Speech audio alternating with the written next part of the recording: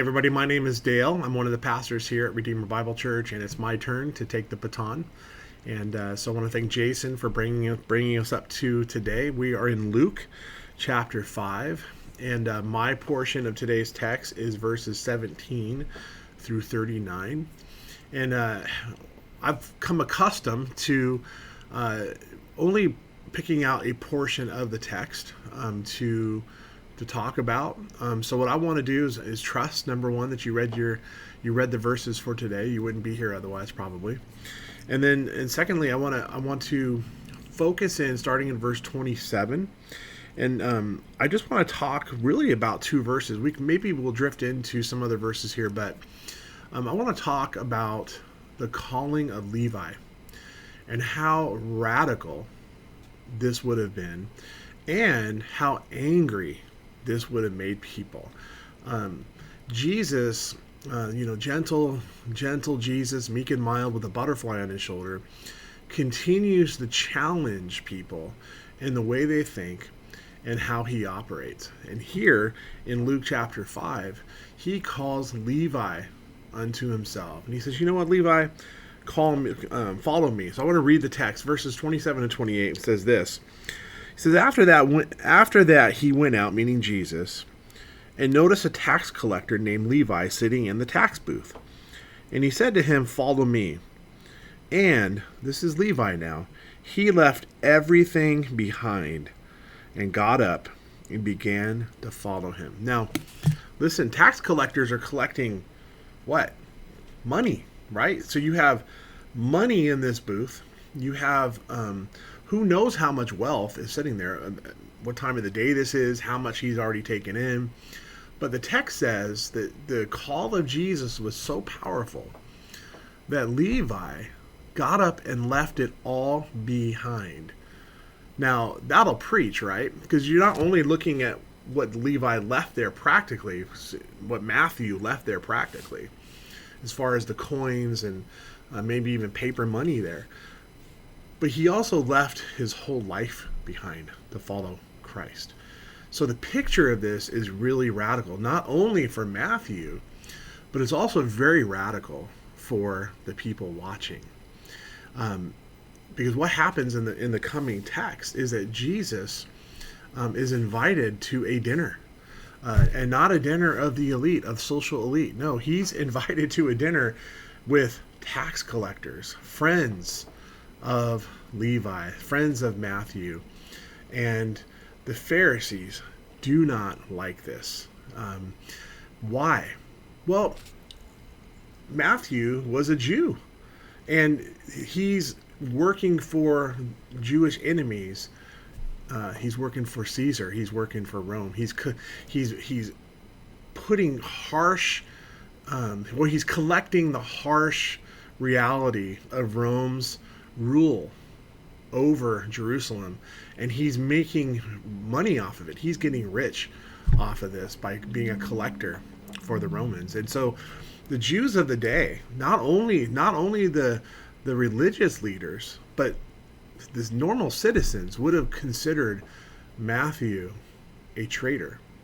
And they would have considered all the people gathering at this dinner, which was called a great crowd. They would have seen all of them as traitors to Israel, which means they're traitors to God.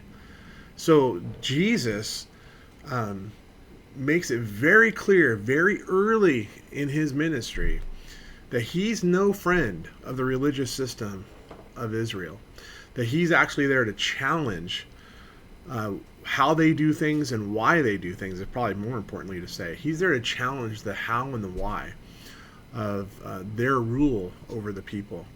So Jesus doing what he does, and I want to think about this in today's context. You know, oftentimes, if you're in the church for a while, and let's say you're raised in the church, and say you're middle-aged now, you might have a false belief that Jesus is just for the church. Jesus is just for those people who go to church on Sunday, those people who go to midweek Bible studies, those people who, put their kids in Awana. And while it's true that Jesus is Lord of the Christian.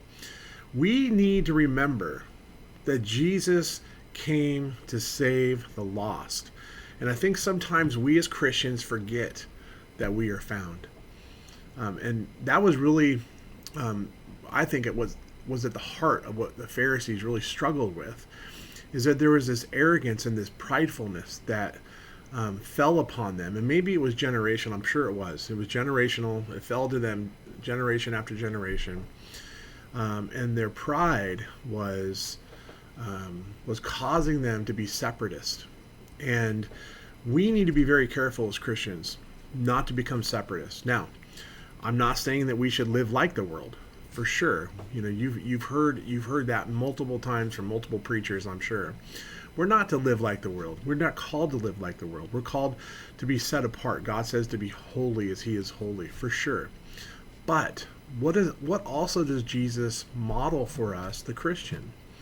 He models for us that we are to go into areas where people have been rejected by society, where people no longer or maybe never had a voice.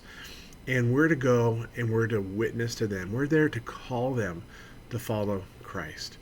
Now, that might sound Pollyannish, but I'll tell you right now, for the last 2,000 years, that's exactly how the church has been built. That's exactly how the church continues to grow. It's not just through Christians having babies and raising these kids to be Christians. No, God builds his church by going into areas of our culture where everybody else rejects. And I want to challenge us today to remember that. Nobody, as long as they have air in their lungs and there's a heartbeat going on and their brain waves are active, nobody is beyond the reach of Christ. You as an ambassador, me as an ambassador of Christ, we have a responsibility to go therefore, right? Jesus says in Matthew 28, go into the world, baptizing, making disciples. We are called to do that. We're not called to go just to other Christians. As comfortable as that may be, we are called to go into the world and we're called to make disciples. So Jesus modeled this for us. He went into some of the most dangerous territories that existed in this day, and he continued to confront the arrogance and the separatist feel of the religious leaders of that day, and he showed them a new way. And he continues to show us a new way today.